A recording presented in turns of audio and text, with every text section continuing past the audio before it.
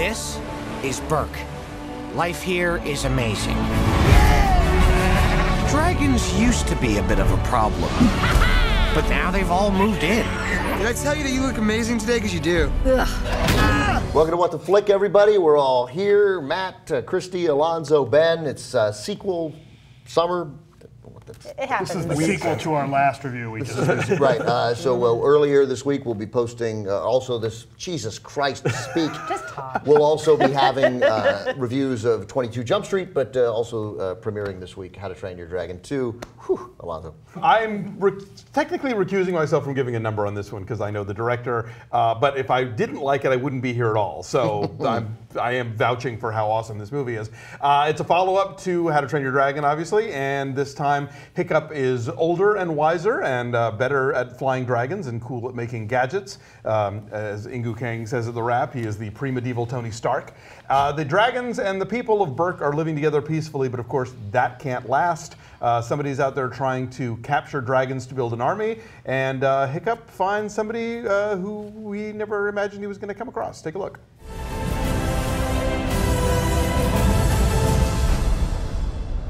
What happened here? What could have done this? Should I know you? No. You were only a babe. But a mother never forgets. Unbelievable. You've been rescuing them.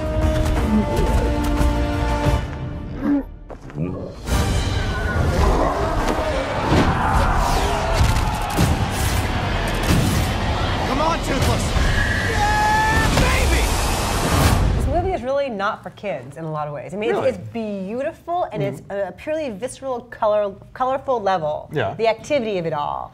But a lot of really mature stuff happens here. A lot of really dark, really complicated, sophisticated stuff happens here that I don't know how kids will react. For little kids like kindergarten, first grade, like this might be a little much for them because it's gonna, like you said, touch on kind of adult storylines, but I think third, fourth grade, they're going to be fine. But this is a movie that being traumatized as children form us as people. Well, but this is a movie that doesn't shy away from the peril that people are going through in this kind of adventure story. It's very daring. It's very daring. Yeah. And I think it respects what kids are capable of dealing with. You know, the target age, you know, this is based on books that are, you know, kids at third, fourth grade reading these books. And this movie's right in line with, I think, what they're being exposed to in the books.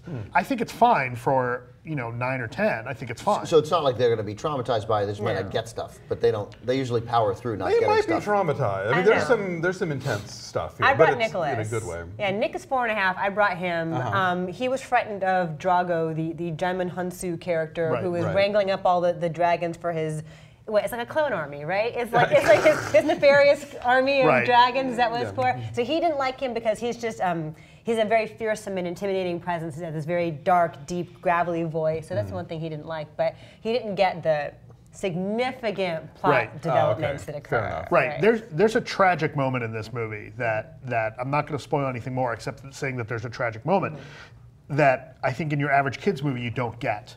And good on them for committing to it. And they commit to it, and they make it work in the story. Yes. I think this is a fantastic movie. I think that they've done a great job. I would argue that this might even be better than the first one. I'm inclined to agree. This is also the rare movie that I would recommend seeing in 3D, because I think the 3D, you know, I don't like 3D. We've talked about this a lot. Not all of us do. But this is the kind of 3D I think really works because they capitalize on the flying and it really becomes immersive, and it really adds to the story. Yeah, it feels like they thought about it, and it's not just a, well, you know, because I went to the movies last week and saw there's just a permanent sign that says 3D upcharge, like $350 or something. And so I think a lot of films at the last minute think, oh, why don't we just do it in 3D, and they just go and post it, you know. But this actually, you can tell that they put some thought into it. It is gorgeous to look at. I found, my tweet on this was, I found it more emotionally resonant than The Fault in Our Stars and a better monster movie than Godzilla, but you know.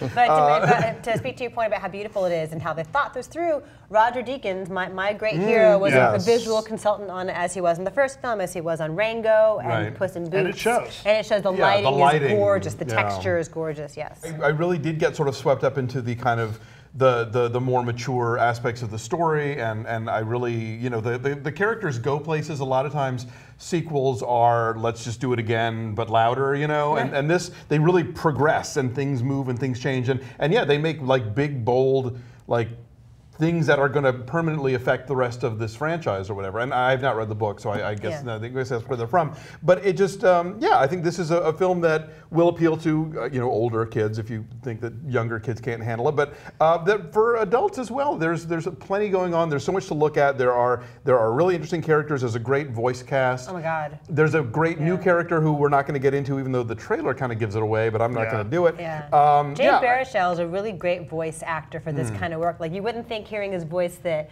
he's got a traditionally kind of you know, voiceovery kind of voice, but he brings great warmth and sweetness and he to can this. be like a tough guy, and maybe even more convincingly as a voice than he might as an actual. You think? I think it's just a thought. He's tough and goon. That's true. It speaks well for whatever high school he went to that they send out people with great voices, because it's the same high school in Canada where William Shatner went. Oh, wow. Interesting. Yeah, but there's something unusual and kind of neurotic and kind of different about his voice than the usual like hero from an animated film, and then that makes it warm and charming. And there's a new character voiced by Kit Harington from Game of Thrones, who I liked much better here than I did in that awful Pompeii movie. Yeah. So. Jonah Hill is a voice, Kristen Wiig is a voice. Yeah, Jonah Butler Hill in the is two his big dad. movies this week. You know. You have like half the cast of Knocked Up in this movie. Right, You have Craig Jonah Ferguson Hill, and America Ferrera. Oh, right, yeah. And Christopher Mintz-Plasse and Jay Baruchel. True. Right, and Kristen Wiig is the. Oh yeah, she's in Knocked Up too. Yeah. That's right. Yeah. Yeah, this is a great movie. You know, a lot of people will talk about how some of the best animated films, you know, up until maybe a couple years ago, were coming from Pixar. This is absolutely as good as anything Pixar's ever done. Yeah. Absolutely. Yeah, I would put it up there. Who did it? DreamWorks. DreamWorks Animation. If I have one quibble here, I think the villain is not as interesting as he could be, and not as his goals and methods don't completely make sense, or at least they're not all that interestingly fleshed out. But there's so much other stuff going on around that's interesting, and the characters that we care about progress in such an interesting way that I was okay with it. I think he's kind of like a Bond villain, like old school Bond villain, and he just wants like world domination and mayhem, and he wants. And he has a lair and everything. Sometimes bad guys are just bad guys. So go ahead. Yeah. Where are you at? What did I give this? A 9? Yeah. Yeah, this is a fantastic movie. You know, it does differ significantly from the storyline in the books, but they're still telling a great story here, and it's absolutely a must-see. 8.4. I can't believe there are books. The people Not in general. Just me specifically. And you're not getting it, but you clearly would be in. But yeah, I would be out there. Okay, that's an 8.7 for How to Train Your Dragon also, and it's at... It's in the 90s. 94 right now on the Tomato Meter.